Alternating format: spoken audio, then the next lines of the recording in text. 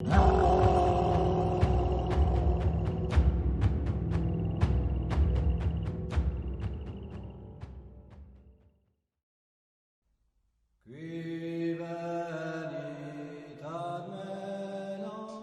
with some preliminary backstory out of the way, here's a list of the Visigothic kings from the late 6th century up until the Muslim invasions in 711. Beyond the distinctly Gothic names, what immediately stands out is instability. In the 127 years from their conversion to Catholicism to the invasion of the Arabs, the Visigoths had 18 kings, one of whom only ruled for a few months, and most only for a few years.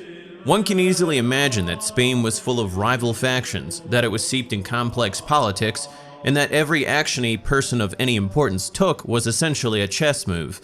Concerning the Jews in this political mosaic, historian Edward Thompson wrote that, quote, "It will hardly be thought that the storms of these years centered on the position and liberties of the Jews in Spain.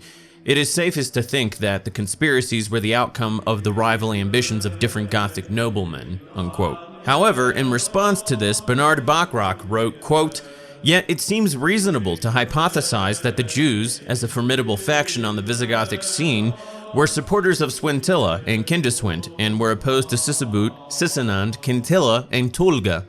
The violent nature of the Visigothic royal succession strongly suggests that, for example, a noble like Kindeswint who sought to overthrow the dynasty of Quintilla would first try to obtain the support of the Jewish party that suffered under the policies of that dynasty. Therefore, while the issue of Jewish liberties was very probably not a casus belli for the various Gothic noblemen who sought to seize the throne, the position of the Jewish faction may well have been an important factor in determining the nature of the Jewish policy pursued by the king, whether he was a successful rebel or a legitimate monarch," unquote. This is essentially the foundation of my own view. Jews were one of many ethno-religious groups and political factions in Visigothic Spain vying for power and influence. When they aligned themselves with the kings who won the throne, they prospered. When they backed the contenders who lost, they suffered. Now, this is not to say that Christians and Jews didn't consider each other theological opposition, or that some Visigothic kings and clergy had no religiously based anti-Jewish motivations. But there is a modern tendency to view all past events involving Jews through a prism of unquestionable Jewish victimhood, without any attempt to examine whether or not the Jews, at times, brought animosity on themselves via their behavior. The first recorded instance of anti-Jewish policies in Spain actually predates the Visigoths. In the early 4th century, before the fall of the Western Roman Empire, the Council of Elvira was convened, and out of 81 of its canons, a handful addressed Jews specifically. Canon 16 specifically prohibited marriage between Christians and Jews, and proclaimed that parents who allowed their daughters to marry a Jew would be denied communion for 5 years. Canon 78 dictated that Christians who committed adultery with Jews would be ostracized. Canon 49 oddly forbade the blessing of Christian crops by Jews, the rationale being that it rendered Christian blessings, quote, invalid and meaningless, unquote.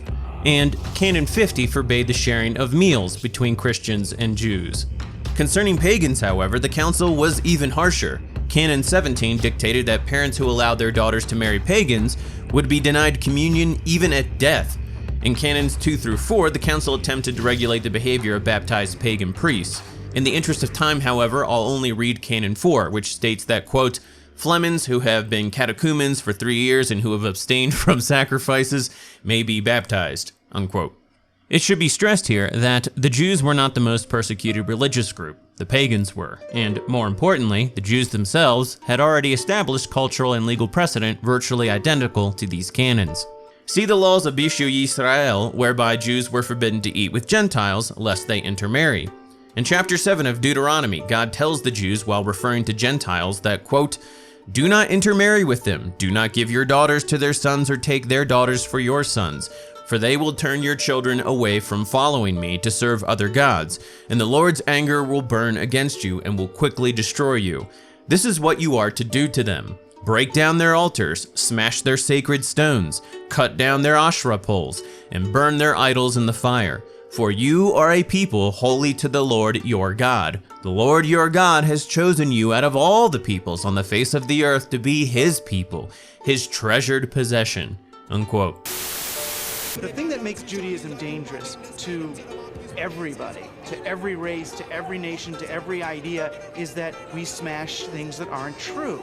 We don't believe in the boundaries of nation state. We don't believe in the ideas of these individual gods that protect individual groups of people. These are all artificial constructions, and Judaism really teaches us how to see that. In a sense, our detractors have us right, in that we are a corrosive force. We're breaking down the false gods of all nations and all people because they're not real. And that's very upsetting to people. Regarding Jewish customs in 7th century Spain, Bernard Bachrach states that, quote, according to Jewish custom, a woman who had willingly and openly gone to live with a non-Jew would have been considered dead by her family and by the Jewish community. It was the legal duty of the community to stone her to death if she could be found. If she was not put to death, it is likely that such a woman and her offspring would have had no standing within the Jewish community, unquote. Interestingly, Christianity had been largely considered a Jewish sect up until the 2nd century, when Jews began pushing Christians out of their religious community. Jewish scholar Lawrence Schiffman informs us, quote, the Pharisees had emerged from the revolt against Rome as the main influence within the Jewish community. After the destruction of the temple, the Tanaim immediately recognized the need to standardize and unify Judaism. One of the first steps was to standardize the 18 benedictions, which, along with the Shema, constituted the core of the daily prayers. At the same time, they expanded an old prayer to include an imprecation against the Menim, Jews with incorrect beliefs. In this period, this could only have meant the early Jewish Christians, who observed the laws of Judaism, but accepted the messiahship of Jesus. Although the rabbis continued to regard the early Christians as Jews, they reformulated this prayer in order to expel them from the synagogue, as testified to by the Gospel of John and the Church Fathers. In addition, the Tanaim enacted laws designed to further separate the Jewish Christians from the community by prohibiting commerce and certain interrelationships with them. Hereafter, it is possible to trace the process of separation from the end of the 1st century CE until the period of the Bar Kokhba revolt, when the Tanaim outlawed the writings of the early Christians, declaring that scrolls or texts with divine names copied by Christians had no sanctity. This was clearly a polemic against the Gospels, which must have been circulating in some form by now. In the time of Paul, about 60 CE, the decision to open Christianity to Gentiles had taken place, and the Tanaim gradually found themselves facing a church whose members were not Jews from the point of view of halakha. To the rabbis, they were not Jews with incorrect views about the Messiah, but Gentiles who claimed to be the true Israel. For this reason, the Tanaim began to see the Christians as the other, not as Jews who had gone astray. This process was complete by the Bar Kokhba period. Jewish Christianity had been submerged, while Gentile Christianity had gained the ascendancy.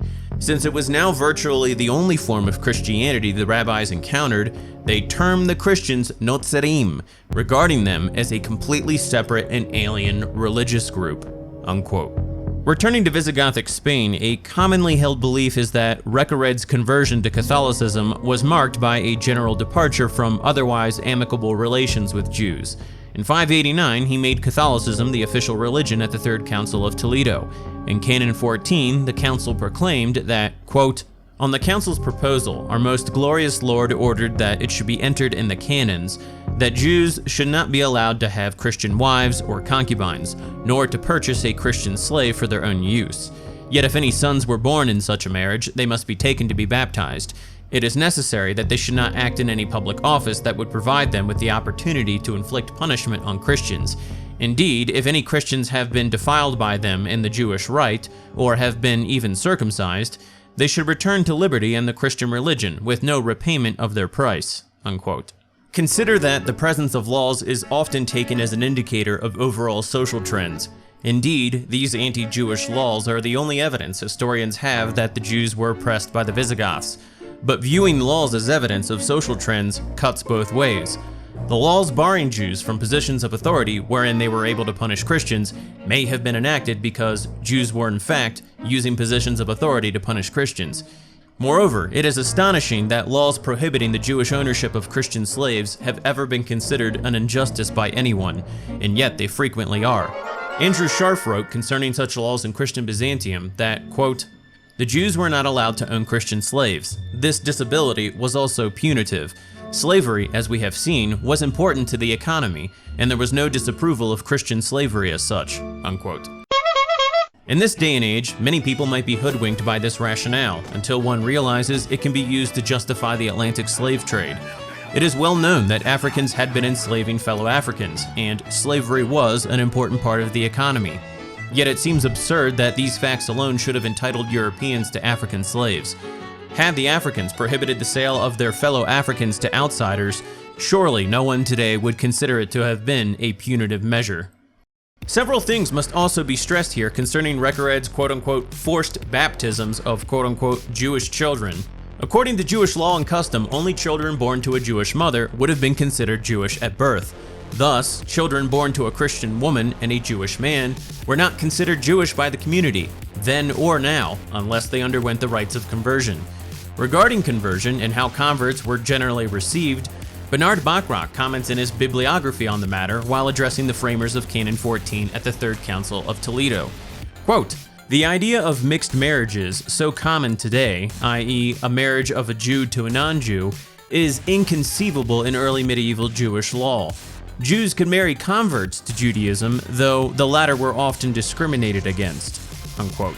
Interestingly, the Jewish Encyclopedia informs us that in the year 19 AD, the Roman Emperor Tiberius expelled the Jews in Rome after they had committed fraud against one of their own converts. Quote, "Fulvia, a Roman lady of high station, converted to Judaism through the teachings of a Jew who had sought refuge in Rome to escape punishment. This impostor, together with 3 others, persuaded her to contribute purple and gold for the temple at Jerusalem, which contributions they kept for themselves. The discovery of this fraud by the Emperor Tiberius, through his friend Saturninus, Fulvia's husband, caused the banishment of the Jews from Rome." Unquote. While this is a single anecdote, it's a powerful one. It must have taken some nerve for Jews who had sought safety in Rome to con and rob a noblewoman whom they had converted to their own religion.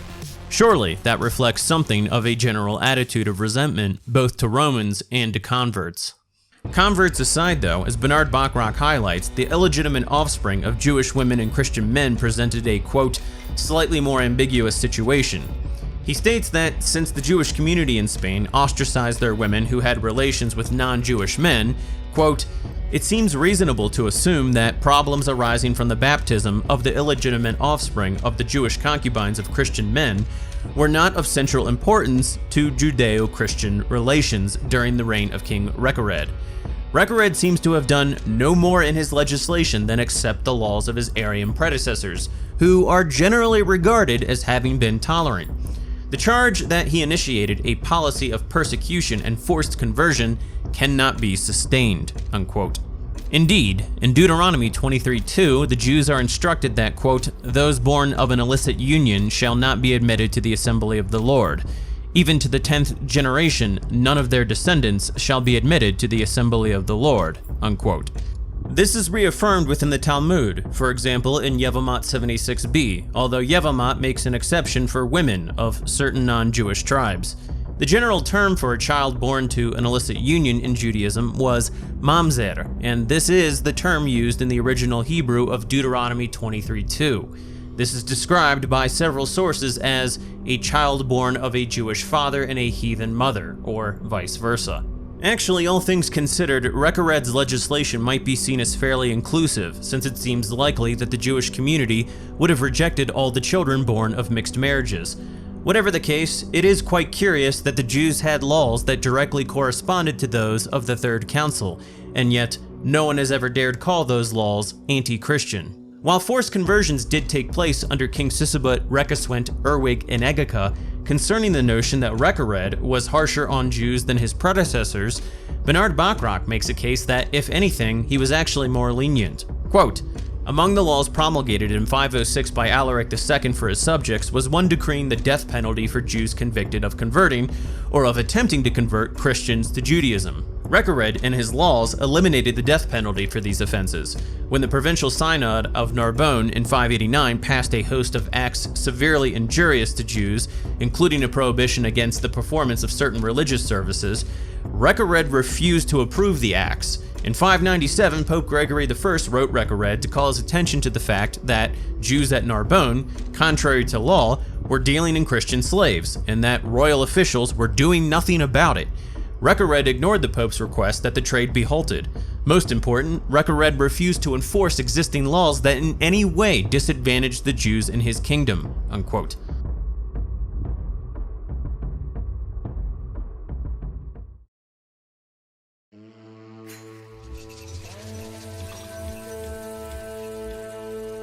To understand the historical context of the Third Council of Toledo, we have to go back to the year 506, when King Alaric II enacted the Breviarium Alaricianum. This was a continuation of the Visigothic Code enacted under King Euric, which itself was built upon Roman precedent. As Thompson notes, quote, Alaric discarded most of the Roman laws relating to the Jews, but he retained the ban on intermarriage between Romans and Jews, which Jewish law also prohibited, and which the Council of Elvira had frowned upon at the beginning of the 4th century, unquote. It should also be highlighted here that the secular law in question, upon which Euric and Alaric built the Visigothic Code, had also forbade marriage between Goths and Romans, regardless of religious faith, and this prohibition remained intact under Alaric and all his successors up until the mid-7th century. Putting that aside, Thompson notes that under Alaric, quote, Jews and Samaritans were forbidden to hold any public appointment, civil or military, or to be defensor of a city, or a prison guard, for they might use these positions to inflict harm on Christians, even on Christian priests. They were allowed to repair their synagogues, but not to build new ones. If they did so, the building was to be converted into a Catholic church, and the builders were to pay the ruinous fine of 50 pounds gold to the treasury, unquote. Again, if laws are to be taken as evidence of social trends and behaviors, then we should conclude that at least some Jews had been using their positions of authority to abuse Christians in some fashion. Moreover, Jews at the time had a great deal of autonomy that Christians were required by law to respect. Thompson notes that, quote, civil suits between Jews, if both parties agreed, might be heard by their own clergy rather than in the public courts, and in such cases, the decisions of their clergy were as binding as if they had been imposed by a royal judge. Jews could not be dunned for debts to the treasury or on any other account on the Jewish Sabbath, unquote. What we see here is that overall, Jewish autonomy was highly respected both under Alaric and Recared, and that there was even a decline in the number of anti-Jewish laws under Alaric, and a slight decline in the severity of the punishments for their infractions under Recared. As for the three kings who succeeded Recared, Bachrach tells us that, quote, Liuwa, Witteric, and Gundamar, Recared's three immediate successors, continued his policy toward the Jews. They made no effort to enforce the existing anti-Jewish laws, and they promulgated no new anti-Jewish laws. At the local level, both lay and clerical officials ignored the existing anti-Jewish legislation. In addition, Jews continued to own Christian slaves and hold civil and military positions in which they exercised power over Christians, unquote. So basically, all the anti-Jewish laws from before and after Recared were ignored and existed in name only. The real turning point in the 7th century toward an unquestionably anti-Jewish policy in the Visigothic kingdom was when Sisebutt acquired the throne in 612. According to virtually all sources and historians, Sisebutt not only vigorously enforced the anti-Jewish laws on the books, but he went much further. Edward Thompson informs us, quote, Sisebutt's first aim was to remove all Christian slaves from Jewish ownership as quickly as possible, and to free Christian freedmen from Jewish patronage. Indeed, Sisebutt even says, though he does not develop the point, that no hired workman may be employed by a Jew. A Jew, therefore, must sell his Christian slave and the slave's property, peculium, to a Christian purchaser at a fair price. But he must sell him in the locality, near his normal dwelling place for the slave's convenience, and also perhaps so as to prevent Jews from handing on their slaves to their brethren in Africa and France. If the slave had no property, he must supply him with some. Alternatively, he might manumit the slave, who would then become a Roman citizen liable to tax. But the Jew could not become the freedman's patron. Fictitious sales were severely punishable. These provisions were to be carried out before July 1st, 612, and if a Jew were found to be in possession of a Christian slave after that date, the treasury would confiscate one half of his property and the slave would be freed. The king next turned to proselytism and mixed marriages. In the matter of proselytism, Sisebutt reverted to the harsh position of Alaric II, which Recared had mitigated. A Jew who converted a Christian to Judaism was now to be put to death and his property taken by the treasury. If anyone who was converted to Judaism refused to return to the church, he was to be publicly whipped, suffer decalvation, and become the slave of a nominee of the crown.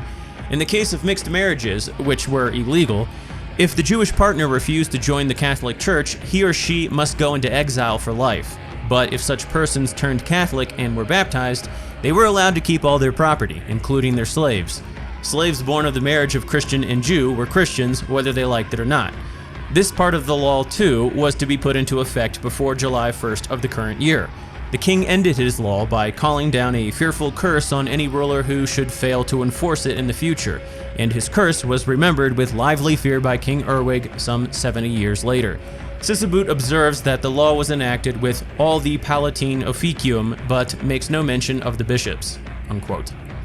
A quick note on decalvation. Some assert that it involved scalping. Others are convinced that it was merely a matter of clipping a person's hair very short. In favor of the latter interpretation, various sources have indicated that a person could undergo the punishment more than once. The Franks held a similar practice of shaving people's hair, as did the Jews. However, historian Roger Collins is convinced that it involved scalping, whereas all the other historians either have not drawn a definitive conclusion or lean slightly toward it being similar to the Frankish custom. For a full analysis, see Jace Crouch's paper on the subject. Putting decalvation aside though, note that under Sisebut, fictitious sales of slaves were highly punishable. The insinuation is that the Jews were falsifying legal documents so that they could circumvent the law and retain their Christian slaves.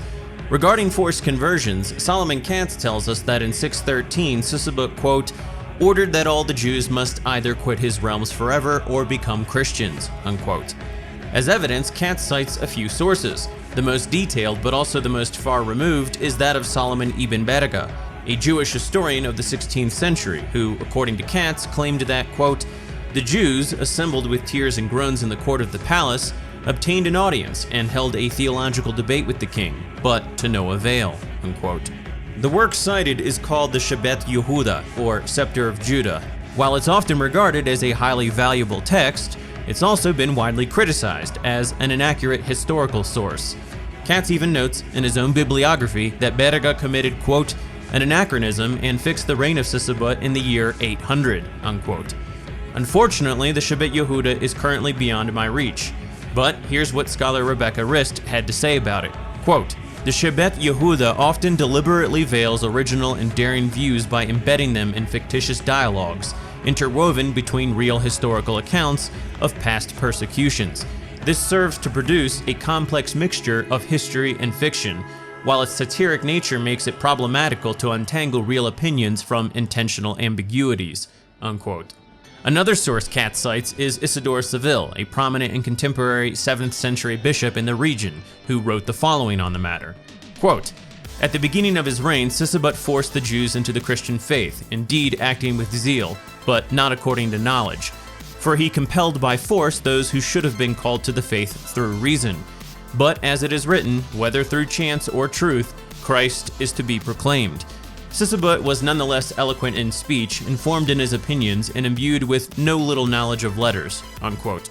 Edward Thompson agrees with Katz that there were forced conversions, though he doesn't cite Ibn Berga. He cites the Chronicle of 754, which says the following, quote, in the time of Heraclius, in the era 612, in his second year as emperor, when the Saracens were still under tribute to the Romans, Sisebut, a wise man of profound learning, became king of Spain and ruled for 8 years. He conquered the Roman cities throughout Spain. He compelled the Jews to enter the Christian faith, unquote. Thompson also cites an entry in the chronology listed in Isidore Seville's Etymologiae that states, quote, Heraclius governs for the 7th year. During the 4th and 5th year of the most religious ruler Sisebut, the Jews in Spain convert to Christianity, unquote. Thompson also highlights that at the subsequent Fourth Council of Toledo in 633, some 12 years after Sisebut's death, the clergy, quote, explicitly and firmly condemned the policy of force and referred specifically to those who had been violently converted by the most religious prince, Sisebut, unquote.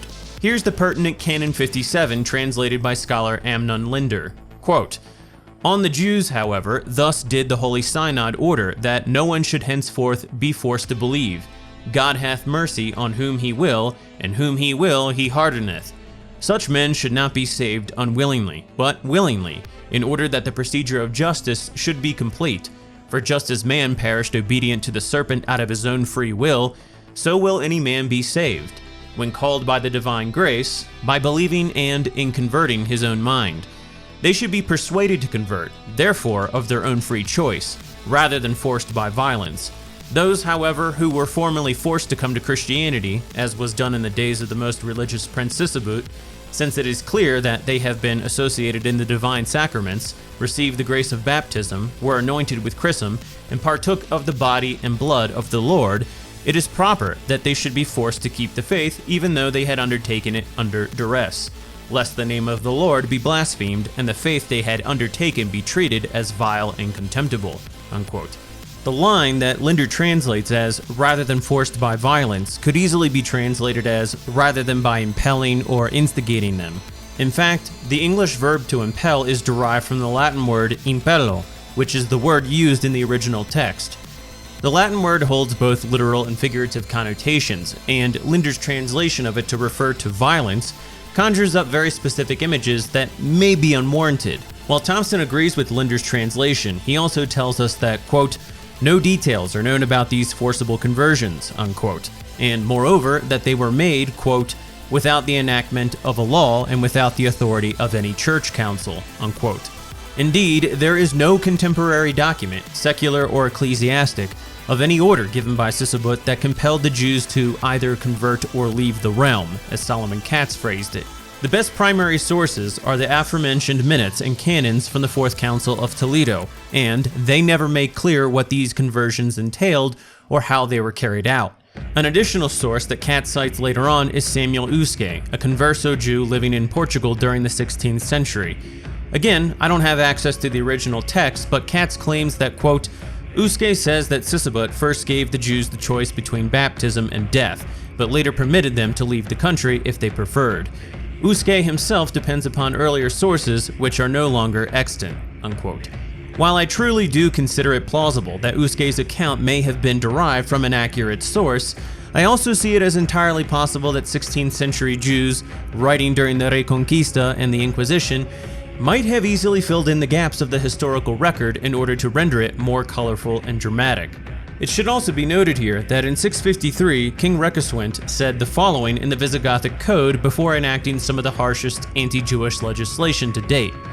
Quote, "Hitherto we have directed our steps cautiously through the arduous paths which traverse the iniquities of the Jews, and have used moderation in the restraint of human crimes and infirmities," unquote.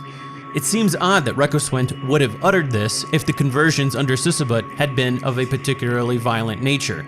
Indeed, while Isidore of Seville criticized the forced conversions under Sisebut, he also records the king as having been exceedingly merciful toward the Byzantines after he waged war to expel their outposts from Spain. He writes that Sisebut, quote, "was so merciful in the wake of victory that he ransomed many of the enemy who had been reduced to slavery and distributed as booty by his army, using his own treasure for their redemption," unquote.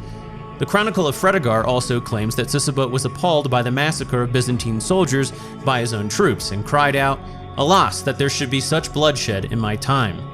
Clearly, Sisebut had a sense of human compassion and decency. Nevertheless, the wording at the Fourth Council of Toledo does indicate forced conversions, even if it's not specific about their nature. The Church at the Fourth Council also clearly distinguishes between previous anti-Jewish policies under Recared and those under Sisebut. The Jews were forbidden from owning Christian slaves before under Recared, Liuwa, Witteric, and Gundamar. The key difference, however, between Sisebut and these other kings may be that Sisebut was the only one who tried to enforce the law. Indeed, Thompson highlights that, quote, "Recared's regulations about the Jews had not been strictly enforced by Witteric and Gundamar, and this Sisebut deplored," unquote. Among his sources, he cites a section of the Visigothic Code originally authored by Sisebut. Quote, "The authority of the law promulgated by our lord and predecessor Recared, declaring that Christian slaves shall under no circumstances remain in the power of Jews, would be sufficient if the depravity of the Jews had not afterwards corrupted the minds of princes, and they had not demanded and obtained benefits for themselves, contrary to the principles of justice," unquote. Essentially, Sisebut was angered by the fact that the Jews were lobbying the Gothic kings so that they might circumvent the law. Moreover, if Sisebut did violently force conversions, it should be taken into account that the Jews had violently forced Christian men to be circumcised, and we might infer from the historical record that this had been occurring for hundreds of years. Perhaps more to the point, Sisebut had done nothing to the Jews in 616 that the Jews themselves had not done to others in the past. After the Maccabean revolt in Judea, when nationalist Jews had expelled the Seleucid Greeks, they forcibly converted many locals, such as the Idumeans and the Iturians. They murdered apostates who had abandoned Orthodox Judaism in favor of Hellenistic Judaism, which they considered to be a heresy, just as the Catholics in Spain began to consider Judaism. In 167 BC, when asked by a Greek representative to offer sacrifice to the Greek gods, Jewish Cohen Mattathias murdered the representative alongside a fellow Jew who was willing to perform the act. First-century Jewish historian Josephus tells us that the Jews, quote, took also Dora and Marisa, cities of Idumea, and subdued all the Idumeans, and permitted them to stay in that country if they would circumcise their genitals and make use of the laws of the Jews.